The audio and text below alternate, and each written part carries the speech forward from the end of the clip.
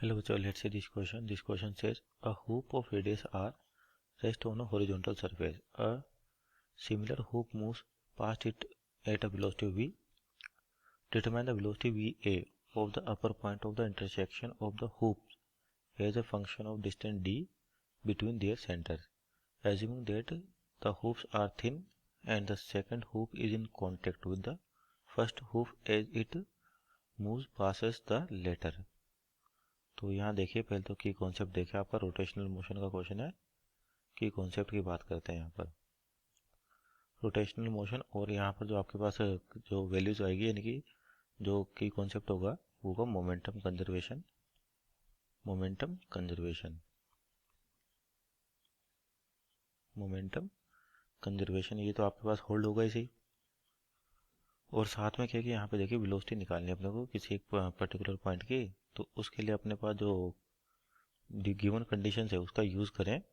और तो देखिए किस तरीके से होगा, और आपको दे के रखा है कि आपके पास एक हुप दे रखा है जिसकी रेडियस कितनी कैपिटल आर है, और कहाँ रखा हॉरिजॉन्टल सरफेस पे। तो सपोज करिए आपका हुप हो गया एक, और जिसकी रेडियस कितनी कैपिटल आर, और क्या करा कि एक similar hoop moves past O it at a velocity V, यानी कि एक और हुप है आपका सिमिलर सेम साइज का, आपके पास सेम रेडियस का, जिसकी वेलोसिटी कितनी वी है। इसका मतलब सेंटर ऑफ मास की वेलोसिटी कितनी इसकी वी दे रखी है। और क्या होता है जैसे इसके पास नहीं गुजरता है तो दोनों के एक पॉइंट दे रखा, इंटरसेक्शन पॉइंट दे रखा, उसकी वेलोसिटी बतानी अपने को कितनी होगी। और दोनों के सेंटर के बीच की दूरी कितनी डी दे रखी है। तो ये मान लेते अपना पहला सेंटर हो गया और दूसरा।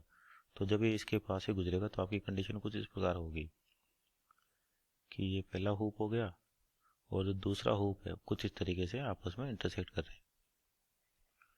और जब ये पास में आते हैं तो क्या दे रखा है कि ये दोनों कांटेक्ट में होते हैं। अब कांटेक्ट में होने से क्या होगा, यहाँ पर अपने को इनिशियल वेलोसिटी दे रखी है, और जब कांटेक्ट में आएंगे तो यानी कि इसकी वेलोसिटी क्या हो जाएगी। तो मोमेंटम कंजर्वेशन यूज करें कि आपका इनिशियल मोमेंटम कितना है, पी इनिशियल हो जाएगा मास इंटू वेलोसिटी। मान लेते इसका मास कितना वी एम और वेलोसिटी कितनी वी, और जो फाइनल मोमेंटम होगा आपके पास, तो दोनों आइडेंटिकल है, एम प्लस एम बोल देते हैं अपने पास इसको वी डैश। तो यहाँ से मोमेंटम कंजर्वेशन यूज करें तो आपके पास क्या हो जाएगा, M V is equal to कितना होना चाहिए, टू एम वी डैश। और तो ये वी डैश की वैल्यू कितनी आ गई, वी बाई टू। यानी कि जब कांटेक्ट होगा तो दोनों के बीच में जो आपके पास है बोलते सेंटर ऑफ मास की वेलोसिटी वो कितनी हो जाएगी, वी बाई टू। तो ये जो कांटेक्ट पॉइंट है मान लेते हैं, और मोमेंटम कौन सी डायरेक्शन में कंजर्व करें अपन, एक्स डायरेक्शन में। तो नई जो वेलोसिटी आ रही है सेंटर ऑफ मास की अपने पास वी बाई टू, तो यानी कि इस वाले पॉइंट की जो कांटेक्ट में इसकी वेलोसिटी किधर क्या होगी, वी बाई टू होगी।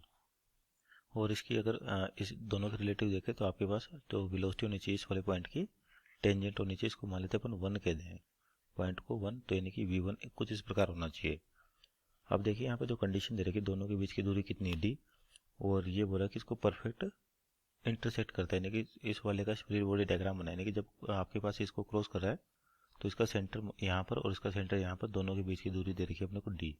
ये कंडीशन होगी जो गिवन है कि आपके सेंटर्स इस तरह से मैच होंगे तो दूरी कितनी टोटल डी, तो इनके बीच में डी बाई टू हो जाएगा।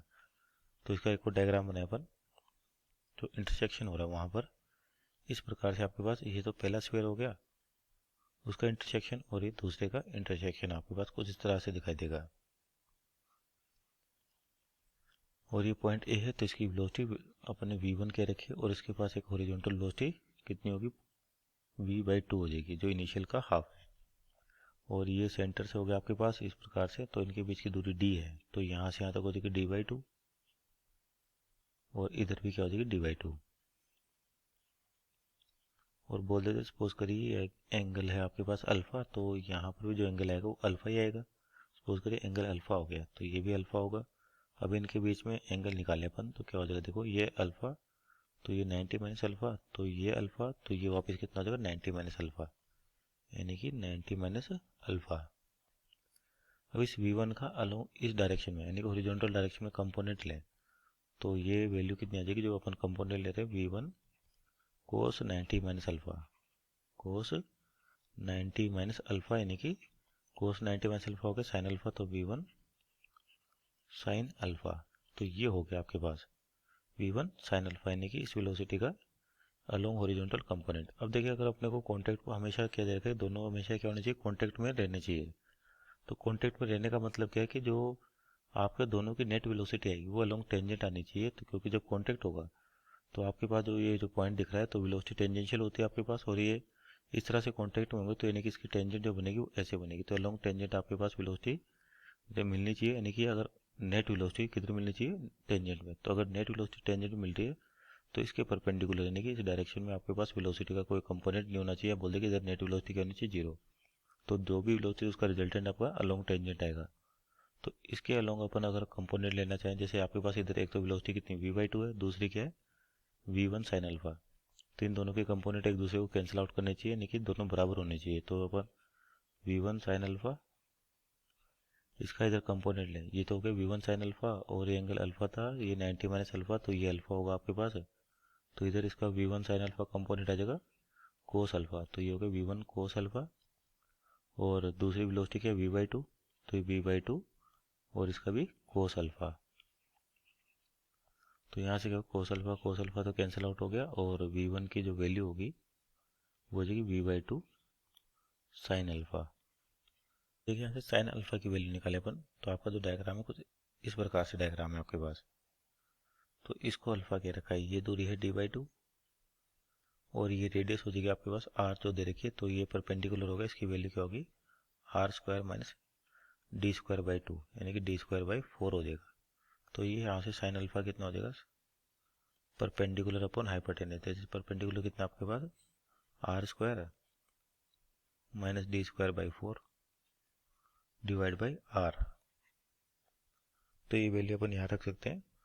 तो जो वेलोसिटी v1 हो जाएगी आपके पास, ये कितनी आ जाएगी v/2, और साइन अल्फा की वैल्यू जो हो जाएगी आपके पास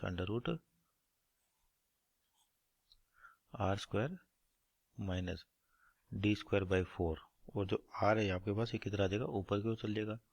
तो ये आपके पास फाइनल स्पीड होगी जब दोनों कॉन्टैक्ट में आएंगे।